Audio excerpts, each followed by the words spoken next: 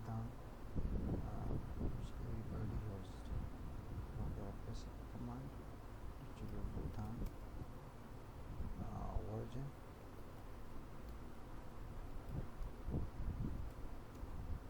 So Python version will be shown here. Yeah, this is a version of my Python. For working in Python, you can simply write Python and then hit enter.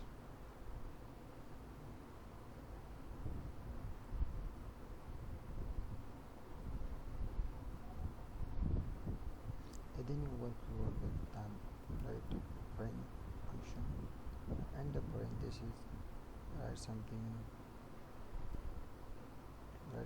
that hello world from Python. Okay, and then hit enter. So you can the word will print it on the screen. You can write something like print April number 1 plus 45 and then hit enter. So the result will be shown on the screen. Okay, and when you write Python doesn't work, so you can also write Python. This time of error will give you error, so I want to exit for it and then hit enter. Okay, so when I write 5, so the exact thing is Python.